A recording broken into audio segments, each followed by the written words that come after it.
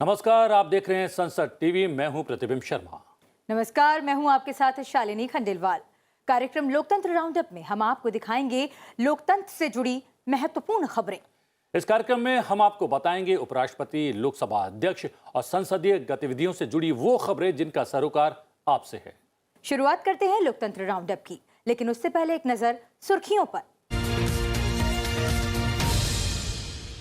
13 दिसंबर को संसद पर हुए आतंकी हमले की 20वीं बरसी पर शहीदों को याद किया गया।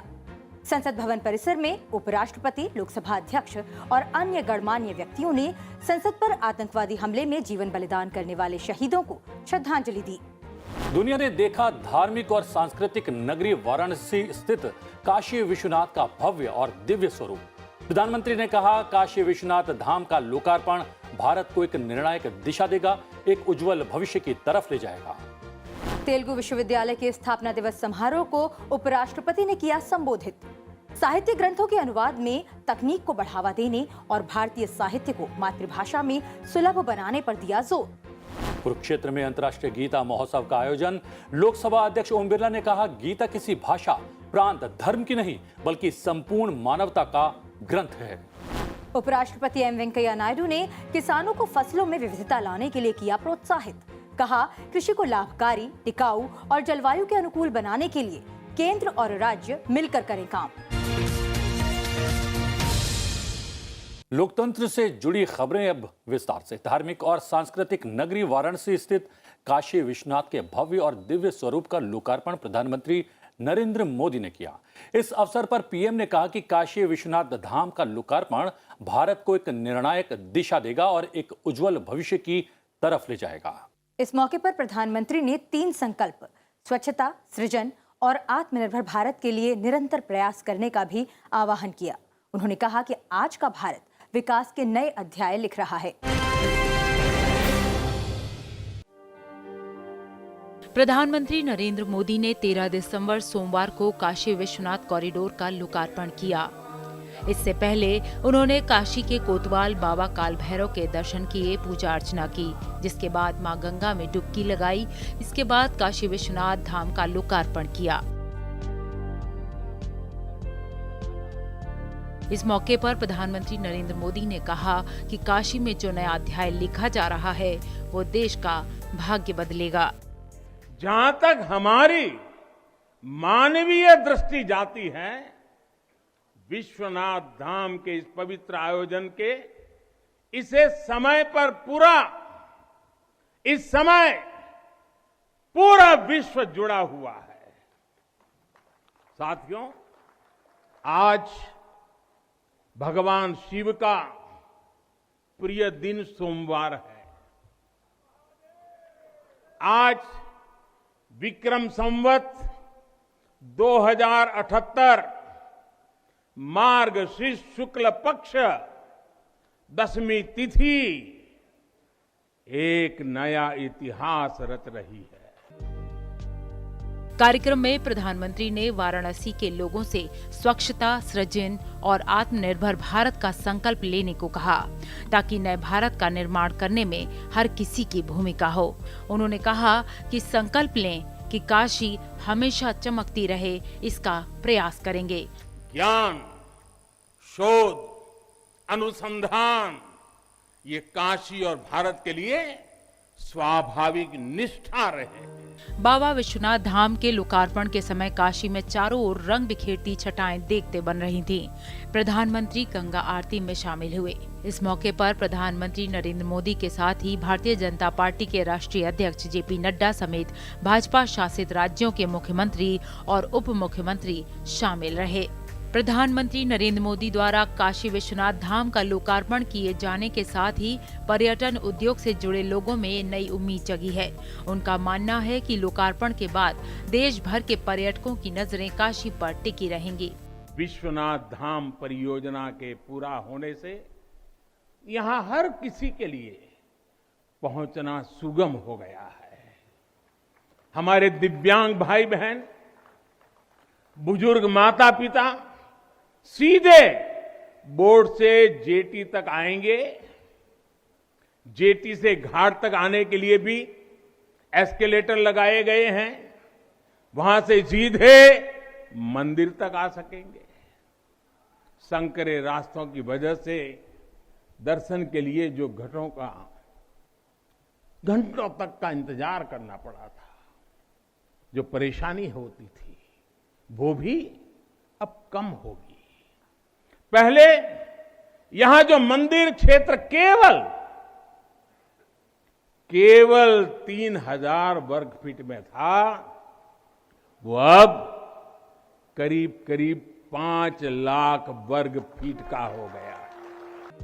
काशी में नए स्वरूप में बाबा धाम के दर्शन, पूजन और भ्रमण को लेकर पर्यटकों की संख्या बढ़ने से स्वरोजगार को बढ़ावा तो मिलेगा ही, साथ ही छोटे और मझोले कारोबारियों की आर्थिक स्थिति भी सुधरेगी। 13 दिसंबर को संसद भवन पर हुए आतंकी हमले की 20वीं बरसी के अवसर पर उस हमले में शहीद हुए सुरक्षा कर्मियों और संसदीय कर्मचारियों को संसद भवन परिसर में भावभीनी श्रद्धांजलि दी गई। इस अवसर पर उपराष्ट्रपति, लोकसभा अध्यक्ष और अन्य गणमान्य व्यक्तियों ने संसद पर आतंकवादी हमले में अपना जीवन बलिदान करने वाले शहीदों को श्रद्धांजलि अर्पित की।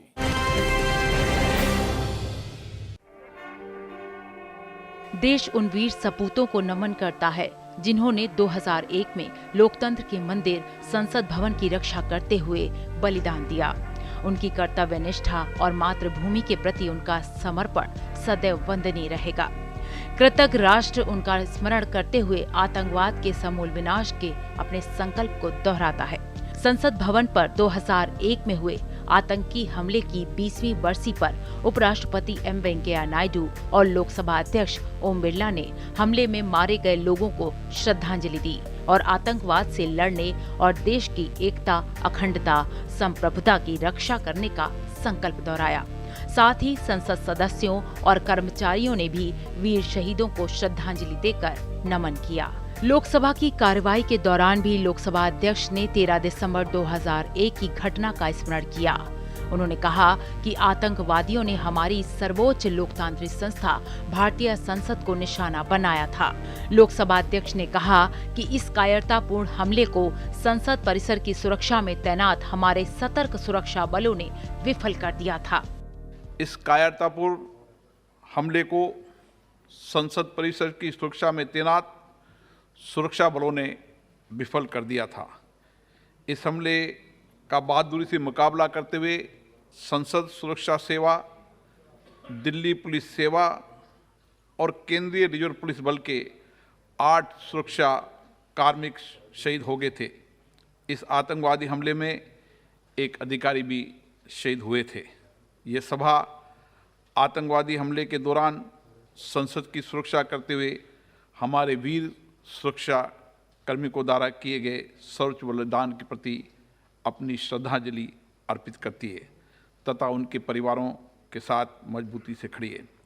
इस अवसर पर हम आतंकवाद का मुकाबला करने के अपने संकल्प को दोहराते हैं तथा अपनी मातृभूमि की एकता, अखंडता और संप्रभुता की रक्षा करने के लिए अपनी प्रतिज्ञा की पुनः पुष्टि करते हैं।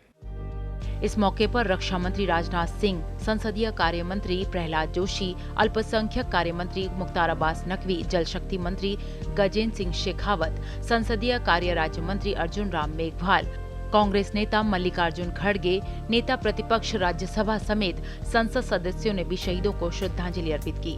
इस मौके पर राज्यसभा के महासचिव पीसी मोदी और लोकसभा के महासचिव उत्पल कुमार सिंह और राज्यसभा और लोकसभा सचिवालयों के अन्य वरिष्ठ अधिकारियों ने भी शहीदों को श्रद्धांजलि अर्पित की। शहीदों के परिवारों के सदस्य भी इस मौके पर मौजूद रहे।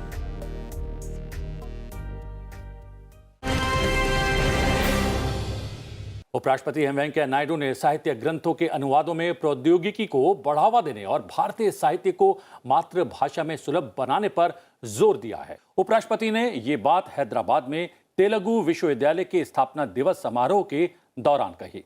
उपराष्ट्रपति ने भारत में विभिन्न भाषाओं के उपयोग को संरक्षित करने और बढ़ावा देने के लिए ऐसे विश्वविद्यालयों से इस प्रकार के और प्रयासों की अपील भी की। साथ ही उपराष्ट्रपति एम वेंकैया नायडू ने भारतीय भाषाओं में उन्नत अनुसंधान के साथ वैज्ञानिक और तकनीक शब्दावली में सुधार लाने का सुझाव दिया। इसके अलावा उपराष्ट्रपति ने एक भारत श्रेष्ठ भारत के तहत सूचना और प्रसारण मंत्रालय द्वारा आयोजित एक प्रदर्शनी का उद्घाटन किया, जिसमें हरियाणा और तेलंगाना राज्यों की संस्कृति के विभिन्न पहलुओं को दर्शाया गया था। उपराष्ट्रपति एम वेंकैया नायडू ने विभिन्न भारतीय भाषाओं में साहित्यिक ग्रंथों के अनुवादों की संख्या बढ़ाने के लिए सक्रिय और ठोस प्रयासों की अपील की। उन्होंने क्षेत्रीय भारतीय साहित्य की समृद्ध धरोहर को लोगों की मातृभाषाओं में सुलभ कराने के लिए अनुवाद में तकनीकी उन्नति का लाभ उठाने का सुझाव दिया। हैदराबाद में तेलुगु विश्वविद्यालय के स्थापना दिवस समारोह को संबोधित करते हुए उपराष्ट्रपति एम वेंकैया नायडू ने विभिन्न शोध पहलों के माध्यम से तेलुगु भाषा साहित्य और इतिहास को संरक्षित करने के लिए विश्वविद्यालय की प्रतिबद्धता की सराहना की। उन्होंने विश्वविद्यालय को विकसित करने और तेलुगु भाषा और संस्कृति के ध्येय को और आगे बढ़ाने के लिए तेलंगाना सरकार के प्रयासों की सराहना की। हरियाणा के कुरुक्षेत्र में अंतर्राष्ट्रीय गीता महोत्सव का आयोजन किया गया। लोकसभा अध्यक्ष ओम बिरला ने श्रीमद् भागवत गीता के परिप्रेक्ष्य में विश्व गुरु भारत इस विषय पर समारोह को संबोधित किया। लोकसभा के अध्यक्ष ओम बिरला ने कहा कि गीता किसी भाषा, प्रांत, धर्म की नहीं बल्कि संपूर्ण मानवता का ग्रंथ है और यह ग्रंथ हमारे जीवन की पाठशाला है। ये हमें जीवन जीने का रास्ता बताता है। हम इसे पढ़कर अपने जीवन की सही राह पर बढ़ सकते हैं। लोकसभा अध्यक्ष ओम बिरला ने कुरुक्षेत्र में आयोजित अंतर्राष्ट्रीय गीता महोत्सव के दौरान राष्ट्रीय युवा चेतना समारोह को संबोधित किया। लोकसभा अध्यक्ष ने कहा कि गीता हमें कर्म की प्रेरणा देती है, कर्तव्य मार्ग पर आगे बढ़ने की दिशा सिखाती है। युवा स्वयं को गीता से जोड़कर जीवन जीने की कला सीखें और समाज और देश के कल्याण में स्वयं को समर्पित करें। आज की वर्तमान परिस्थिति के अंदर जब व्यक्ति का जीवन संघर्षपूर्ण, चुनौतीपूर्ण जीवन वो समझता है, उस संघर्षपूर्ण और चुनौतीपूर्ण जीवन को अगर सही जीवन जीना है तो आध्यात्मिक रूप से गीता का उसको पढ़ना चाहिए, गीता को आत्मसात करना चाहिए, ताकि अपना आप उसको जीवन की सही रेखा दिखा पाएगी। लोकसभा अध्यक्ष ओम बिरला ने गीता ज्ञान संस्थान में पहुंचकर जियो गीता सभागार का लोकार्पण किया। साथ ही कुरुक्षेत्र विश्वविद्यालय में आयोजित छठी अंतर्राष्ट्रीय विचार गोष्ठी को संबोधित किया। इस मौके पर लोकसभा अध्यक्ष ओम बिरला ने कहा कि हरियाणा की ऐतिहासिक भूमि कुरुक्षेत्र पूरे विश्व को जीवन जीने का मार्गदर्शन कर रही है। हरियाणा की ये पुण्य भूमि कुरुक्षेत्र की ऐतिहासिक धरती है और ये ऐतिहासिक धरती आज भी पूरे विश्व को एक मार्गदर्शन के रूप में जीवन जीने की राह दिखा रही है और इस संदेश को पहुंचाने के लिए जिन्होंने पूरा जीवन समर्पण कर दिया है, ज्ञानानंद जी महाराज, जो जियो गीता, हर घर में गीता के इस अभियान को, संकल्प को लेकर एक अथक प्रयास कर रहे हैं और जिन्होंने इस क्षेत्र को एक व्यापक पहचान दी है, इसके लिए मैं उनको भी धन्यवाद देता हूं। अंतर्राष्ट्रीय गीता महोत्सव में गीता मनीषी स्वामी ज्ञानानंद महाराज, हरियाणा विधानसभा अध्यक्ष ज्ञानचंद गुप्ता, खेल मंत्री सरदार संदीप सिंह, भाजपा के महासचिव कैलाश विजयवर्गीय समेत कई वरिष्ठ गणमान्य लोग मौजूद थे। फिलहाल समय है एक छोटे से ब्रेक का। ब्रेक के बाद भी जारी रहेगा कार्यक्रम लोकतंत्र राउंड अप। आप बने रहिए हमारे साथ।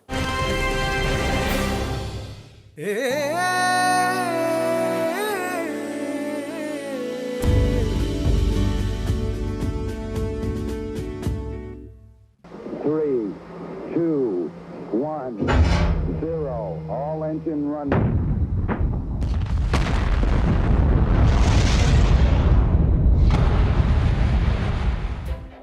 75 बरस 75 मुकाम में आज बात करेंगे भारतीय अंतरिक्ष अनुसंधान संगठन इसरो की, जिसने 15 अगस्त 1969 को अपने गठन के बाद से एक लंबा सफर तय किया है। आपकी जानकारी के लिए 1962 में भारत की अंतरिक्ष यात्रा डॉक्टर विक्रम साराभाई द्वारा इनकोस्पार के गठन के बाद शुरू हुई थी। 1969 में इनकोस्पार का नाम बदलकर इसरो कर दिया गया। इसरो का गठन अंतरिक्ष विज्ञान अनुसंधान और ग्रहों की खोज के साथ साथ अंतरिक्ष प्रौद्योगिकी का उपयोग राष्ट्रीय विकास के लिए करने की दृष्टि से किया गया था। सिर्फ 30 से 70 किलोग्राम पेलोड के छोटे रॉकेट लॉन्च करने से लेकर 4000 किलोग्राम पेलोड को बाहरी अंतरिक्ष में ले जाने तक इसरो के पास अंतरिक्ष उपलब्धियों की आज लंबी फेहरिस्त है।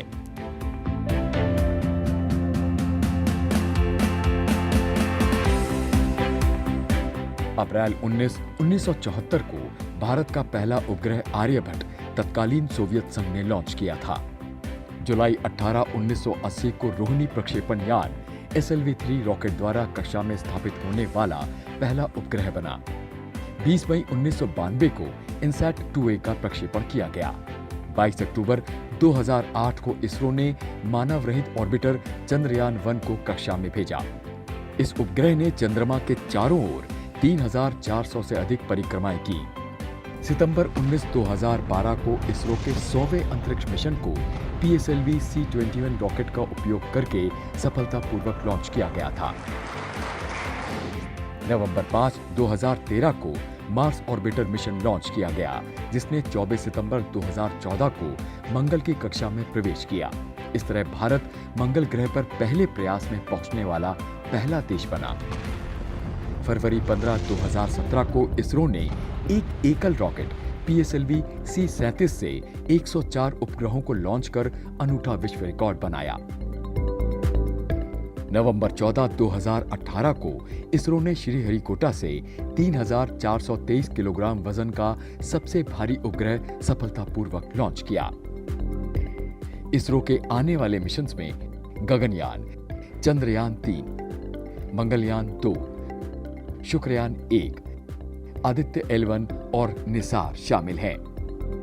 अपनी असफलताओं से सीख लेकर तथा अनूठी और कम लागत वाली तकनीकों के सफलतापूर्वक इस्तेमाल से आज दुनिया की अंतरिक्ष एजेंसियों के बीच इसरो ने विशिष्ट स्थान बनाया है, भारत का मान बढ़ाया है।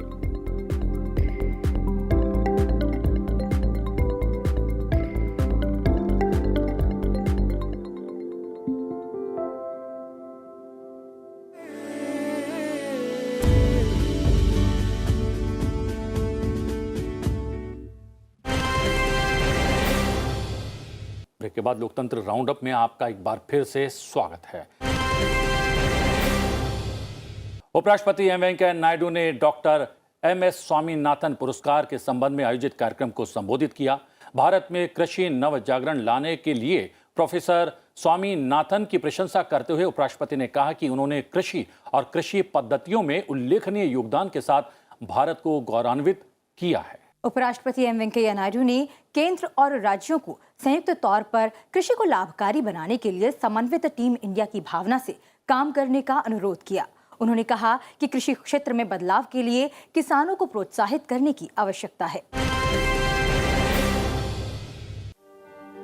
उपराष्ट्रपति एम वेंकैया नायडू ने कहा कि कृषि को लाभकारी, टिकाऊ और जलवायु के अनुकूल बनाने की दिशा में केंद्र और राज्य को सम्मिलित रूप से कार्य करने और फसलों में विविधता लाने के लिए किसानों को प्रोत्साहित करने की जरूरत है।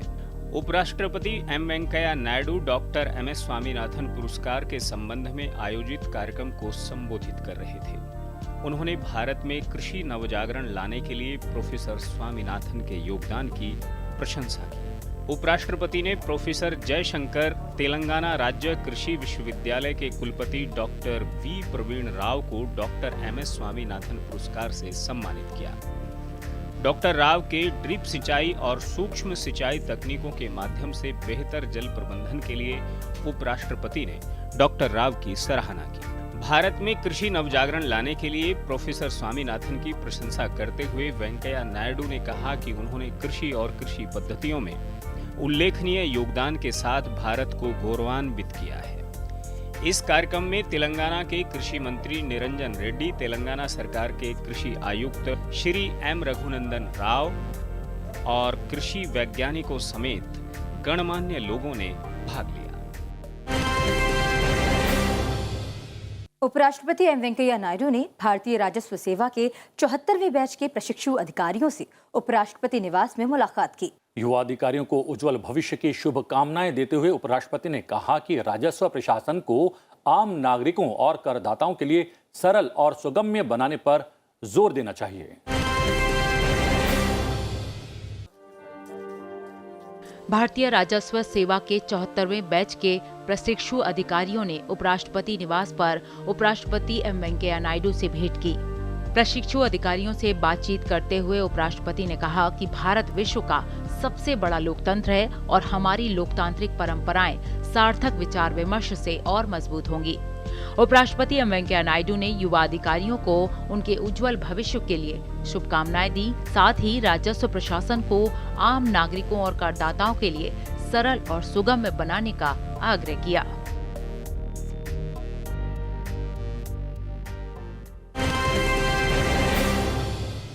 भारत रत्न सी राजगोपालाचारी की जयंती पर संसद भवन के केंद्रीय कक्ष में श्रद्धा सुमन अर्पित किए गए। लोकसभा अध्यक्ष ओम बिरला, राज्यसभा में विपक्ष के नेता मल्लिकार्जुन खड़गे, राज्यसभा के उपसभापति हरिवंश और कई केंद्रीय मंत्रियों और संसद सदस्यों ने उनके चित्र पर पुष्प अर्पित कर उन्हें याद किया। भारतीय स्वतंत्रता संग्राम में चक्रवर्ती राजगोपालाचारी ने अहम भूमिका निभाई थी। 1946 में जब अंतरिम सरकार बनी तो उन्हें उद्योग और वाणिज्य मंत्री बनाया गया। स्वराज्य मिलने के बाद उन्हें भारत का प्रथम गवर्नर जनरल मनोनीत किया गया और सरदार पटेल के निधन के बाद वो देश के गृह मंत्री भी बने। भारत रत्न सी राजगोपालाचारी की जयंती पर लोकसभा अध्यक्ष ओम बिरला, राज्यसभा में विपक्ष के नेता मल्लिकार्जुन खड़गे, राज्यसभा के उपसभापति हरिवंश, कई केंद्रीय मंत्रियों और संसद सदस्यों ने संसद भवन के केंद्रीय कक्ष में उनके चित्र पर श्रद्धा सुमन अर्पित कर उन्हें याद किया। संसदीय कार्य एवं संस्कृति राज्य मंत्री अर्जुन राम मेघवाल, उपभोक्ता कार्य, खाद्य एवं सार्वजनिक वितरण तथा ग्रामीण विकास राज्य मंत्री साध्वी निरंजन ज्योति, विदेश एवं संसदीय कार्य राज्य मंत्री वी मुरलीधरन तथा अन्य संसद सदस्यों ने सी राजगोपालाचारी की जयंती पर संसद भवन के केंद्रीय कक्ष में उनके चित्र पर श्रद्धा सुमन अर्पित किए। लोकसभा महासचिव उत्पल कुमार सिंह और राज्यसभा महासचिव पीसी मोदी ने भी उन्हें श्रद्धांजलि दी। लोकतंत्र में संसदीय समितियों का अहम स्थान है। समय समय पर इन संसदीय समितियों की बैठक होती है। विभिन्न मुद्दों पर चर्चा करने के बाद ये समितियां अपनी रिपोर्ट सभा के समक्ष रखती हैं। आइए जान लेते हैं कि इस सप्ताह लोकसभा में किन किन संसदीय समितियों की बैठक हुई। लोकतंत्र में संसदीय समितियों का अहम स्थान है। समय समय पर इन संसदीय समितियों की बैठक होती है। विभिन्न मुद्दों पर चर्चा के बाद ये समितियां अपनी रिपोर्ट सभा के समक्ष रखती हैं। बीते दिनों संपन्न हुई संसदीय समिति की बैठकों पर आइए डालते हैं एक नजर। गुरुवार 9 दिसंबर को रसायन और उर्वरक समिति की बैठक संपन्न हुई। इसके साथ ही महिला सशक्तिकरण समिति, वित्त समिति तथा शहरी और आवासीय मामलों की समिति की बैठकें भी हुई।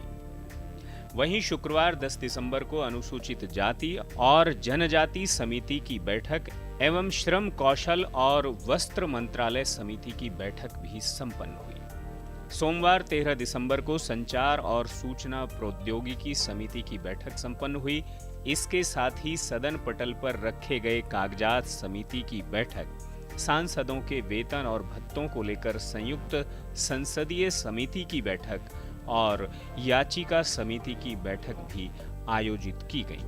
मंगलवार 14 दिसंबर को ऊर्जा समिति सहित महिला सशक्तिकरण समिति, लाभ के कार्यालय पर संयुक्त समिति, पेट्रोलियम और ऊर्जा समिति और सार्वजनिक उपक्रम समिति की बैठकें संपन्न हुई।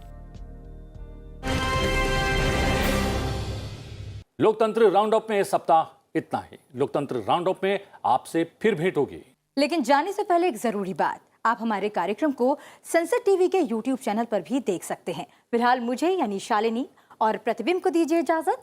नमस्कार। नमस्कार।